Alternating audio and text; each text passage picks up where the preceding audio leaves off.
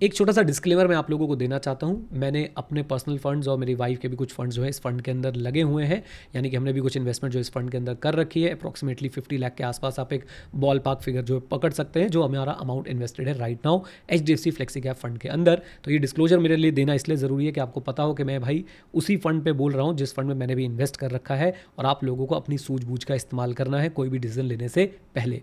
जय हिंद दोस्तों, मेरा नाम है नीरज और आप देख रहे हैं द मनी पॉडकास्ट। आज हम लोग बात करने वाले हैं HDFC फ्लेक्सी कैप फंड के बारे में।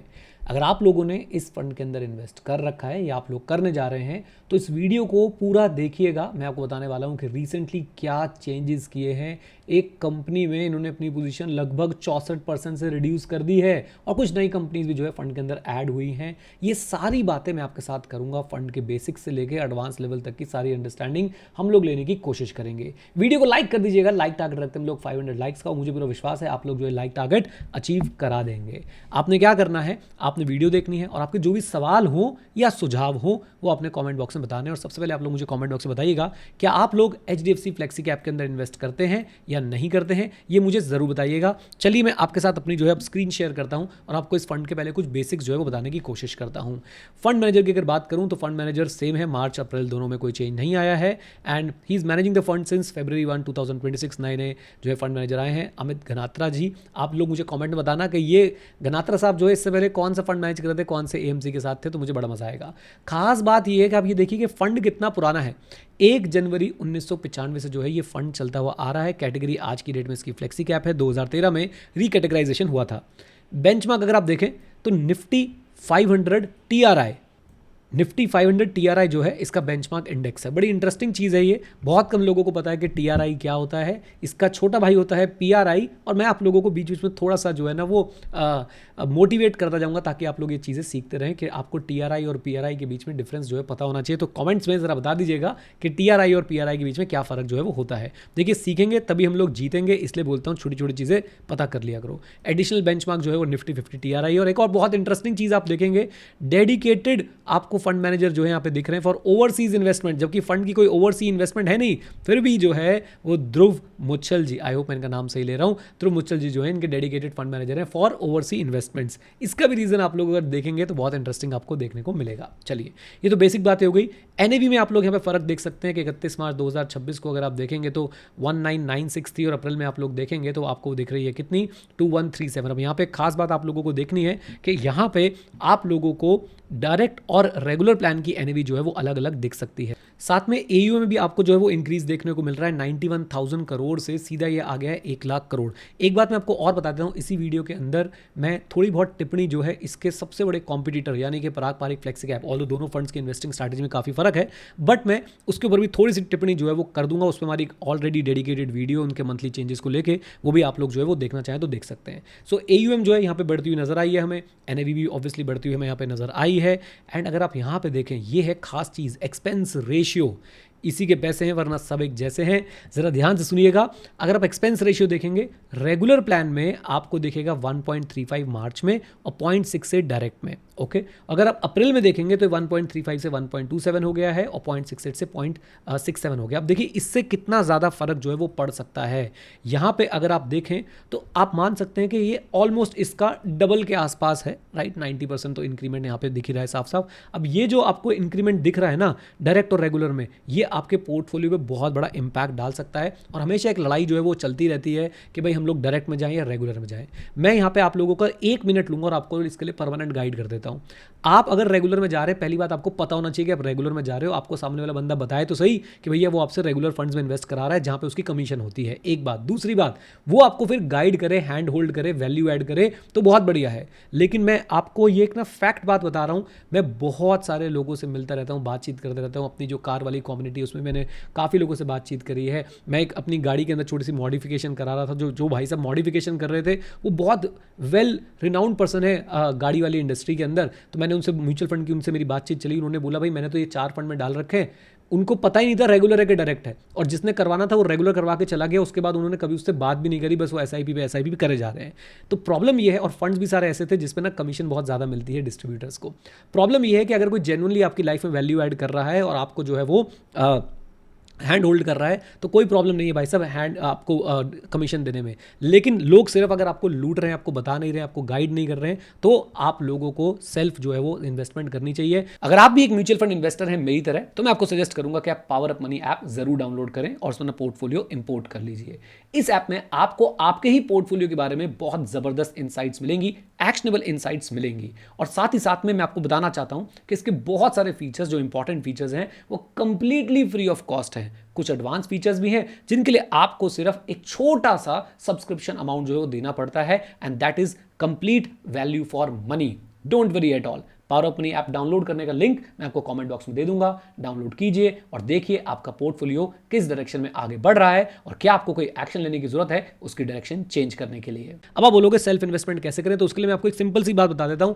आप लोगों को क्या करना है, मैं आपको सेल्फ इन्वेस्टमेंट करना सिखा सकता हूं। आप लोगों ने सिंपली हमारी वेबसाइट पर विजिट करना है। ये हमारी वेबसाइट है learn.club। इसका लिंक मैं आप लोगों के साथ शेयर कर दूंगा। इस वेबसाइट पे आप लोग विजिट करेंगे, यहाँ पे आप लोगों को म्यूचुअल फंड का जो है एक कोर्स और कम्युनिटी के फॉर्म में एक लाइफ टाइम एक्सेस चीजें जो है यहाँ पे मिल रही हैं, और एक become your own financial planner है। आप कोर्सेज वाले टैब के अंदर जाएंगे, आपको सारे कोर्सेज यहाँ पे पता चल जाएंगे कि कौन कौन से कोर्सेज हम लोग ऑफर कर रहे हैं। और अभी के लिए अगर आप देखेंगे तो इन कोर्सेज पे हम लोग काफी अच्छा जो है वो डिस्काउंट भी ऑफर कर रहे हैं आपको, क्योंकि अभी मेरे बहुत सारे स्टूडेंट्स हैं जिनके एग्जाम्स ओवर हुए हैं, तो हमने कोड एक्टिवेट कर रखा है जिससे आपको डिस्काउंट मिल जाएगा। और ये जो डिस्काउंट है ये आपको कैसे मिलेगा, आपने कोड यूज करना है। कोड बहुत सिंपल सा है, OVER, OVER। आप ये कोड यूज करेंगे, you will get 30% of flat on all the courses. जो भी आपको लेना है, सारे कोर्सेज लाइफ टाइम वैलिडिटी के साथ जो है हम लोग देते हैं, और मैं उसमें लाइव भी आता रहता हूं। चलिए अब वापस चलते हैं जरा अपने मुद्दे पे। HDFC फ्लेक्सी कैप की बात कर रहा था, मैंने आप लोगों को दिखाया कि कैसे जो है वो डायरेक्ट और रेगुलर के बीच में काफी ज्यादा जो है वो डिफरेंस आ जाता है एक्सपेंस रेशियो में। यहाँ पे मैंने एक इंडस्ट्री वाइज जो कंपेरिजन कर रखा है कि इंडस्ट्री वाइज अगर आप देखें तो क्या क्या चेंजेस हुए हैं। जैसे कि बैंकिंग में आप देखें तो डिक्रीज किया है, ऑटोमोबाइल में आप देखें तो डिक्रीज किया है, फार्मास्यूटिकल्स में देखें तो डिक्रीज किया है। आप यहाँ से अगर सिर्फ डिक्रीज वाले देखना चाहते हैं, अच्छा ये शीट भी अगर आप लोग चाहते हैं तो मैं वो भी आपके लिए अवेलेबल करा दूंगा। आप मुझे नीचे कॉमेंट में शीट लिख दीजिएगा, SHEET, मैं आपके साथ जो है वो लिंक शेयर कर दूंगा। चलिए अब जरा एक बार इसको क्लियर करके सिर्फ डिक्रीज वाले देख लेते हैं। तो ये वो इंडस्ट्रीज है, बैंक, ऑटोमोबाइल, फार्मास्यूटिकल, IT में आप देखें तो अच्छा खासा डिक्रीज जो आपको देखने को मिल जाएगा। Insurance, metals, telecom service, power, petroleum, oil, इन सारी इंडस्ट्रीज के अंदर जो है इन्होंने अपनी होल्डिंग्स को डिक्रीज किया है। और अगर मैं इंक्रीज की बात करता हूं यहाँ पे, तो मैं इंक्रीज वाला फिल्टर यहाँ पे आपके सामने लगा देता हूं। आप देखेंगे तो retailing, construction, health care service, यहाँ बहुत ज़्यादा जो है आपको इंक्रीज देखने को मिलेगा। एक पर्टिकुलर कंपनी की मैं आपको दिखाऊंगा डिटेल्स कैसे इन्होंने इंक्रीज किया है। Transport services, auto component, consumer durable, financial technology यानी कि fintech, agriculture, commercial, construction, capital market, इन सब चीज़ों के अंदर जो है आपको इंक्रीज देखने को मिला है। IT सर्विस और IT सॉफ्टवेयर में कंफ्यूज मत हो जाइएगा, IT सर्विस में हल्का सा इंक्रीज है, जबकि IT सॉफ्टवेयर आप देखेंगे तो वो डिक्रीज वाली कैटेगरी के अंदर आपको दिखने वाला है। ये देखिए, ये रहा IT सॉफ्टवेयर का डिक्रीज। अच्छा जी, चलिए अब मैं आपको दिखाता हूं कि मेनली जो स्टॉक्स हैं, जो शेयर्स हैं, कौन से शेयर्स इन्होंने जो है वो खरीदे हैं, कौन से शेयर्स इन्होंने बेचे हैं, कौन सी नई पोजीशंस बनाई है, और कौन से शेयर में ऐसा लग रहा है कि इनकी कन्विक्शन बिल्कुल खत्म हो गई, उन्होंने बिल्कुल बेच डाला है उसको। ओके, तो अब एक बार हम लोग क्या करते हैं, हम लोग जरा एक बार ओवरव्यू ले लेते हैं कि इक्विटीज़ में और कैश में जो है वो क्या चेंज आपको आता हुआ यहाँ पे दिख रहा है। ये बहुत बड़ा सवाल होता है कि भाई साहब फ्लेक्सी कैप फंड के अंदर जो है कैश कितना पड़ा है। मैं आपको रेडी रेफरेंस के लिए बता दूं कि पराग पारिक फ्लेक्सी कैप फंड के अंदर इस समय भी 15% कैश है, जबकि उनका AUM जो है वो बहुत ज़्यादा है in comparison to HDFC flexi cap. But यहाँ पे HDFC फ्लेक्सी कैप के अंदर अगर आप लोग कैश देखना चाहते हैं तो जरा देख लीजिए। अगर मैं इक्विटी की बात करूं तो वो 93% था लगभग टोटल AUM का in the month of March, और यहाँ पे वो हो गया 92.88%। बहुत ज़्यादा चेंज नहीं है। और अगर मैं रीट्स की बात करूं तो उसमें भी बहुत ज़्यादा कोई चेंज नहीं है, देखने में बड़ा लग रहा है, बट अगर आप देखें तो कोई बहुत बड़ा चेंज यहाँ पे आया नहीं है, राइट। एंड देन इसके बाद हम लोग बात करते हैं डेट एंड डेट इंस्ट्रूमेंट की। सेम लगभग सेम पोजीशन है, 10% के आसपास की उसके अंदर जो आपको गिरावट देखने को मिल रही है, 9% के आसपास की। कैश में थोड़ा सा इंक्रीज अपने को देखने को मिला है, 10% के आसपास का इंक्रीज आपको देखने को मिला है, बट मैं इसको कोई ऐसी सब्सटैंशियल वो नहीं मानता हूँ। ये इन लाइन है with the funds past history, जो उन्होंने कैश जो अपने पास रखा हुआ है। एक बात मैं आपको बता दूं कि यहाँ पे देखिए नेचर आप देखें पराग पारिक फ्लेक्सी कैप और HDFC फ्लेक्सी कैप का बिल्कुल डिफरेंट है। This fund is true to its name कि भैया ये फुल इक्विटी फंड जो है वो है, फ्लेक्सी कैप है, और भाई फ्लेक्सी कैप का ये फ़ायदा उठा रहे हैं कि भैया हम लोग 100% अपना जो है मतलब क्लोज टू 100% जो है वो इक्विटी के अंदर रख रहे हैं। 100% तो कोई भी नहीं रख सकता, बिकॉज बहुत बार जो है वो एक तरीके से रिडम्पशन के जब रिक्वेस्ट आती है उसके लिए भी कैश मेंटेन करना होता है, और कभी कभी मार्केट की वोलेटिलिटी को देखते हुए भी कैश मेंटेन करना पड़ता है। But in comparison to Parag Parikh flexi cap, जो लोग भाई बहुत कंजर्वेटिव होकर चलते हैं वो जो वहाँ पे लोग जो बहुत कंजर्वेटिव होकर चलते हैं, इसलिए उनके पास कैश बैलेंस हमेशा ज़्यादा रहता है। और यहाँ पे आप देखेंगे कैश बैलेंस बैलेंस जो है वो हमेशा आपको कंपैरेटिवली कम दिखेगा, और आज भी हमें यही देखने को मिल रहा है। मई 2026 में हम लोग जो है बैठ के इसको देखने की कोशिश कर रहे हैं। अब हम लोग ज़रा एक बार बात कर लेते हैं इंडिविजुअल स्टॉक पोजीशन पे। ये भी मैंने शीट जो है बना दी है, एंड इसमें आप देखेंगे मैंने अलग से कॉलम बनाया मूवमेंट का। अगर आप यहाँ पे देखें तो मैं एक फ़िल्टर लगा सकता हूँ डिक्रीज़ वाला, और यहाँ पे आपको देखने को मिलेगा कि भाई कौन से स्टॉक में जो है वो कितना डिक्रीज़ हुआ है। And you will be surprise कि टाटा कंसल्टेंसी सर्विस जो कि हमारे लिए आईटी सॉफ्टवेयर कैटेगरी के अंदर आती है, वहाँ पे आपको देखने को मिलेगा लगभग 12 लाख शेयर्स जो हैं वो बेच दिए हैं इस फंड ने। 63% का जो है वो यहाँ पे मुझे चेंज देखने को मिल रहा है, राइट। ऐसे ही ऑयल एंड नेचुरल गैस अगर आप देखें तो फार्मास्यूटिकल सेक्टर में ल्यूपिन, एंड देन हमारे पास Cohance, Tata steel, JSW steel, power grid corporation and Ramco system जो अगेन आईटी सॉफ्टवेयर में आता है, वहाँ पे अच्छी खासी आपको जो है वो डिक्रीज देखने को मिला है। एक चीज़ तो यहाँ पे खास पता चल रही है कि भाई इस फंड का लार्ज कैप आईटी स्टॉक्स पे खासकर जो सॉफ्टवेयर सर्विसेज दे रहे हैं थोड़ा सा कन्विक्शन कम हुआ है, थोड़ा सा नहीं बहुत ज़्यादा कन्विक्शन जो है वो कम हुआ है, और इन स्टॉक्स को इन्होंने बेचा है। अब सवाल ये है कि भाई ये बेचा है तो खरीदा क्या है, वो भी हमारे लिए जानना जो है वो ज़रूरी है। मैं आपको यहाँ पे इंक्रीज़ भी दिखा देता हूँ, और इंक्रीज़ को भी हम लोग जो है वो सॉर्ट करके देख लेते हैं बढ़िया तरीके से कि हमें क्या देखने को मिल रहा है। एक चीज़ जो एक थीम जो हमें यहाँ पे देखने को मिली है, हेल्थ केयर में अच्छा खासा जो है इन्होंने इंक्रीमेंट जो है वो किया है। आप देखें कि Aster DM health care limited एक कंपनी हेल्थ केयर सर्विसेज से, वहाँ पे आपको 65% का इंक्रीज जो है देखने को मिल रहा है। And to my surprise Eternal Limited Zomato को अगर आप देखेंगे तो यहाँ पे भी आपको एक अच्छा खासा इंक्रीमेंट देखने को मिल रहा है। यहाँ पे मैं आप लोगों को एक बार दिखा देना चाहता हूँ कि जो एटर्नल लिमिटेड कंपनी है, बेसिकली जोमैटो ब्रांड आप लोगों ने सुना होगा, उसके शेयर की अगर आप लोग मूवमेंट देखेंगे तो पिछले 6 महीने में लगभग 18% जो है वो डाउन आया है, और ईयर टू डेट में भी अगर हम देखते हैं तो लगभग 13% के आसपास जो है वो डाउन आता हुआ दिखा है। अगर मैं उसकी पीक देखने की कोशिश करता हूँ तो पीक से जबकि वो लगभग 345 रुपीज़ के आसपास का था, अभी वो 30% डाउन के आसपास जो है वो आपको दिख रहा है, राइट। सो यहाँ पे फंड मैनेजर की सोच जो है वो मुझे ऐसी लग रही है कि भाई साहब इस कंपनी में उन्हें वैल्यू नज़र आ रही है। बट अगर आप मुझसे पूछें, मेरा थॉट पूछें, या जिस स्कूल से मैं आता हूँ उससे पूछें, तो भाई मुझे अभी भी लगता है कि यहाँ पे फंड मैनेजर वैल्यू और ग्रोथ स्टाइल को मिक्स करने की कोशिश कर रहे हैं।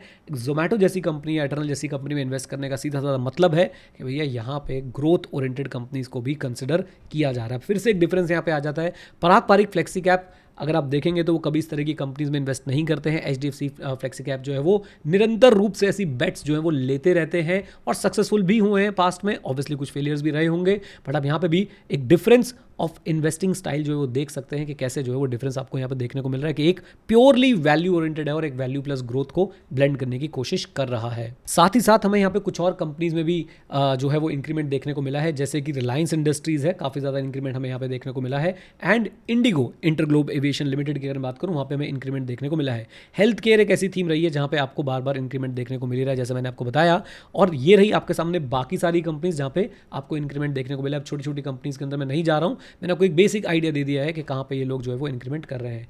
एंड अगर आप देखें तो इनका बैंकिंग सेक्टर में अच्छा खासा एक्सपोजर है, वो शायद मैंने आपको शीट 1 पे पहले दिखाया भी था कि किस तरीके से इन्होंने बैंकिंग सेक्टर को अगर आप देखेंगे तो अच्छा खासा अपने पास एक्सपोजर रखा हुआ है। तो इंडस्ट्री एलोकेशन आप लोग यहाँ पे देख सकते हैं कि बैंक में अराउंड 31% के आसपास अभी भी जो है इनकी एलोकेशन बनी हुई है, और सेकंड जो सबसे बड़ा सेक्टर है वो है उनके पास ऑटोमोबाइल्स का, देन फार्मास्यूटिकल एंड बायोटेक्नोलॉजी का सेक्टर यहाँ पे आता है। आईटी सॉफ्टवेयर मैंने आपको बताया था कि डिक्रीज देखने को मिल रहा है। कुछ नए एडिशंस भी आपको यहाँ पे देखने को मिलेंगे। लास्ट में हमने वो चारों कंपनीज लिख दी हैं, Britannia industries, Prestige estate projects, Hindustan petroleum corporation limited और भारत इलेक्ट्रॉनिक्स लिमिटेड, जो एक तरीके से नई एडिशन है इस फंड में। ऑल्दो अगर आप ओवरऑल एयूएम का परसेंटेज देखेंगे तो बहुत ज़्यादा नहीं है अभी इनके अंदर, तो एक तरीके से गेट को ओपन किया गया है इन पर्टिकुलर कंपनीज़ के लिए, लेकिन अभी बहुत बड़ी कन्विक्शन नहीं दिख रही है। ऑन द कॉन्ट्ररी अगर आप वो एस्टर वाली कंपनी देखेंगे और यहाँ पे आप लोग कन्विक्शन देखने आएंगे तो आपको ज़बरदस्त कन्विक्शन यहाँ पे देखने को मिलेंगी। ऑब्वियसली कुछ कंपनीज ऐसी भी हैं जिसमें बिल्कुल भी कोई चेंज नहीं हुआ है, वो भी हमने अलग से जो है यहाँ पे फिल्टर लगा के आप लोग जो है वो देख सकते हैं कौन सी कंपनीज ऐसे जिनके अंदर बिल्कुल भी 1 भी रुपये का इन्होंने जो है एज सच कोई चेंज नहीं किया। मतलब ऑब्वियसली रुपए में चेंज हुआ है, लेकिन जो नंबर ऑफ यूनिट्स हैं, नंबर ऑफ स्टॉक्स हैं, नंबर ऑफ शेयर्स हैं, वो बिल्कुल जो है वो सेम रहे हैं। एक थीम जो मुझे यहाँ पे बिल्डअप होती हुई नज़र आ रही है, अगर आप मैं पूरी शीट को देखता हूँ तो मुझे ऐसा लगता है कि कहीं ना कहीं पीएसयू से जो है वो अपने आप को थोड़ा सा साइड करने वाली स्ट्रैटेजी मुझे यहाँ पे दिख रही है कि भैया पीएसयू से जो है वो एग्जिट लिया जा रहा है। आप अगर पावर ग्रिड देखें थोड़ा सा ट्रिम हुआ है, ओएनजीसी आप देखें रिड्यूस हुआ है, और प्राइवेट क्वालिटी बिजनेसेस की तरफ जो है वो इशारा हो रहा है कि यहाँ पे हमें काफ़ी वैल्यू जो है वो आगे मिल सकती है। एक खास क्वेश्चन है मेरे मन में, वो आपसे मैं पूछ लेता हूँ, वो ये है कि ओएनजीसी, हिंदुस्तान पेट्रोलियम, रिलायंस, तीनों ऊपर ऊपर से ऐसा लगता है कि ऑयल कंपनीज हैं भाई साहब, तेल ही तो बेच रही हैं। लेकिन क्या ऐसा हुआ कि ओएनजीसी बेच के हिंदुस्तान पेट्रोलियम खरीदा गया और रिलायंस के अंदर भी जो है वो काफ़ी अच्छा इंक्रीमेंट हमें देखने को मिला, सब्सटैंशियल इंक्रीमेंट हमें देखने को मिला।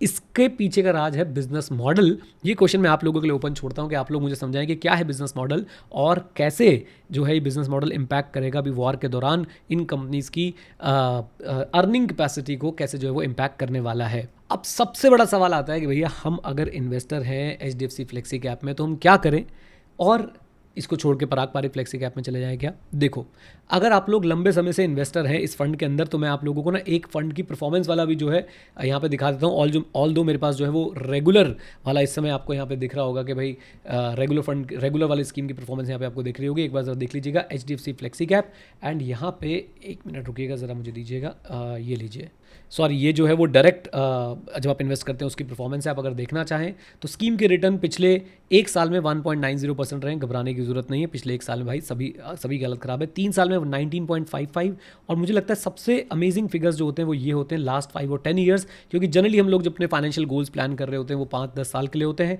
और अगर उससे भी लंबे समय में देखें तो 15.95% के आसपास के रिटर्न जो है इस स्कीम ने दिए हैं। अगर आप देखें बेंचमार्क रिटर्न्स, एक साल को छोड़ दीजिए, मैं आपसे बोलूँगा 5-10 और उससे बड़े ही पीरियड के रिटर्न्स देखें हमेशा। अगर आप फ्लेक्सी कैप कैटेगरी में कर रहे हैं तो 14 वर्सेस 20, 14 वर्सेस 17, 13 वर्सेस लगभग 16, तो यहाँ पे भी ये स्कीम जो है वो लगातार अपने बेंचमार्क को और एडिशनल बेंचमार्क को जो है वो बीट करती हुई आ रही है। आप वैल्यू ऑफ 10,000 इन्वेस्टेड भी देख सकते हैं, और अ पीरियड ऑफ टाइम अगर आप देखें तो 10,000 अगर आपने इन्वेस्ट किए होते तो आपकी एक साल में 10,190 वैल्यू होती, पिछले अगर 3 साल के रिटर्न को देखें तो 17,110 होती। लेकिन अगर आप देखें कि अगर आपने ये 1 जनवरी 2013 से इन्वेस्टमेंट कर रखे होते 10,000 रुपये, तो लगभग 7 गुना यानी कि 71,000 के आसपास जो है वो पहुंच सकते थे, जबकि आपकी बेंचमार्क में वो सिर्फ 54 या फिर 47,000 तक ही पहुंचते। चलिए अब आपकी बात का भी आंसर कर देते हैं कि आपको एज ए इन्वेस्टर क्या करना चाहिए। अगेन देखो यार, परफॉर्मेंस वाइज फंड में कहीं कोई दिक्कत जो है वो नज़र नहीं आ रही है। अभी ओवरऑल इक्विटी मार्केट में बहुत ज़्यादा वोलेटिलिटी है। हाँ, आपको फंड मैनेजर का इन्वेस्टमेंट स्टाइल समझ में आना चाहिए। आपने देखा कि ये फंड मैनेजर जो है वो ग्रोथ बेट लेने से भी घबराते नहीं है, या फिर ये AMC जो है वो ग्रोथ बेट लेने से भी घबराते नहीं है, which is good and bad, both side जा सकती हैं चीज़ें। बट आपके अंदर वो जज्बा होना चाहिए कि जब ये बुरी तरफ जाएगी तो आप लोग फंड में बने रहेंगे। लंबे समय से आप इन्वेस्ट करें तो मैंने आपको परफॉर्मेंस दिखाया ही है कि कोई ऐसी दिक्कत की बात नहीं है। आप लोग जो है वो देख रहे हैं कि 15%, 16% के आसपास का रिटर्न आपको लंबे समय में मिल जाता है।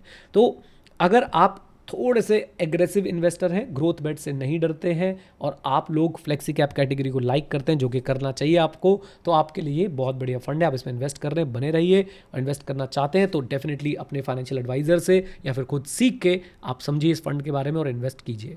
पराग पारिक फ्लेक्सी कैप से इसे मैं कंपेयर तो कर दूं, बट पॉइंट इतना सा है कि उनकी इन्वेस्टिंग फिलॉसफी बिल्कुल डिफरेंट है। वो डाउन साइड प्रोटेक्शन पे ज़्यादा ध्यान देते हैं, वो प्योर वैल्यू बेट्स पे जाते हैं, ह्यूज कैश पोजीशंस मेंटेन करते हैं, और साथ साथ में वो ग्रोथ से, या मैं बोलूँगा कि ऐसी कंपनी से बिल्कुल दूर रहते हैं जो एकदम अभी नई आई है, नई तरह की इंडस्ट्री से भी बहुत दूर रहते हैं। राजीव ठक्कर जी का ये भी कहना है कि ज़रूरी नहीं है कि भाई एक इंडस्ट्री बहुत फल फूल रही है तो उसमें काम करने वाली कंपनीज बहुत कमाएंगी, और इसका सबसे बड़ी एग्जांपल आपको एविएशन सेक्टर में देखने को मिल सकता है, या फिर अभी जो रिसेंटली जोमेटो, ब्लिंकिट वगैरह वाला सेक्टर डेवलप हो रहा है, इसके अंदर भी आपको बहुत जल्दी देखने को मिलेगा। इवन टेलीकॉम में भी आप देख लें, इंडिया में कोई कंपनी नहीं है एयरटेल को छोड़ के जो बहुत अच्छा इस समय जो है वो फाइनेंशियली परफॉर्म कर रही हो। चलिए, ये कुछ बातें थी मेरी आज की वीडियो में। उम्मीद करता हूँ आप लोगों को वीडियो पसंद आई। वीडियो पसंद आई है तो प्लीज़ आप लोग ऐसी और वीडियोस देखने के लिए हमारे चैनल को सब्सक्राइब कर सकते हैं। यहाँ तक पहुँच गए तो एक बार आपको दोबारा बता दूँ, हमारी वेबसाइट पे जाके आप लोग कोर्सेज सेक्शन में जाके ओवर कोड यूज़ करेंगे OVER, तो आपको 30% जो है वो डिस्काउंट मिल जाएगा, एंड आप लोग जो है सारे कोर्सेज को एक्सेस कर पाएंगे जिसमें भी आप लोग अपने आप को एनरोल करेंगे। And yes, power up money आप ऐप को जरूर डाउनलोड कर लीजिएगा। मैं अपना म्यूचुअल फंड पोर्टफोलियो पूरा का पूरा वहाँ पे इंपोर्ट करके रखता हूँ, वहीं से सारी इनसाइट्स जो है वो लेता रहता हूँ। आपको भी बहुत फ्रूटफुल इनसाइट्स जो है वहाँ से मिल सकती है। With this note, thank you very much, stay connected, stay here, जय हिंद। और हाँ मित्रों, सीखते रहें, क्योंकि सीखना शुरू तो जीतना शुरू। Bye bye and take care, God bless you all.